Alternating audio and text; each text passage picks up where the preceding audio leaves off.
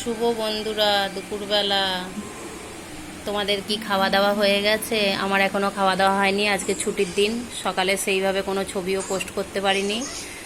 অনেক বেলায় 9টার সময় ঘুম থেকে উঠেছি। কাল রাত 1:30টায় শুয়েছি খবর দেখে, খবর শুনে। তোমরা তো জানো আরজিকরের ঘটনাটা, তো সেসব শুনে 1:30টার সময় শুয়েছি।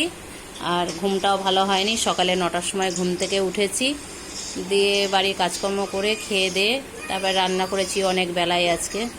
সেজন্য গুড মর্নিংটা জানাতেও তোমাদের দেরি হয়ে গেছে, আর দুপুরের মেনুটা দিতেও দেরি হয়ে গেছে। এখন বাজে দুপুর 2:30টা।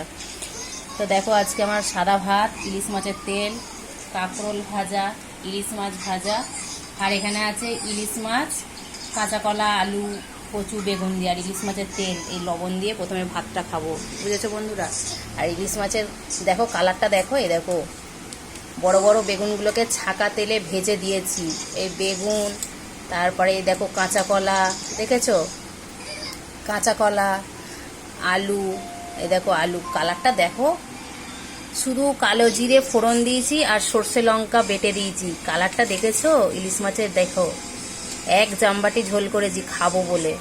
তো তোমরা যদি খেতে চাও চলে আসবে। এরকম বেগুন, কাঁচা কলা, এই যে আলু আর কচুগুলো মনে হয় একটু গলে গেছে। এই যে দেখো ছোট ছোট কচু, এই দেখো কচুর সাইজটা দেখো ছোট্ট, ঠিক আছে? তো এরকম যদি ইলিশ মাছের পাতলা পাতলা কালো জিরে কাঁচা লঙ্কা দিয়ে খেতে চাও তো চলে এসো।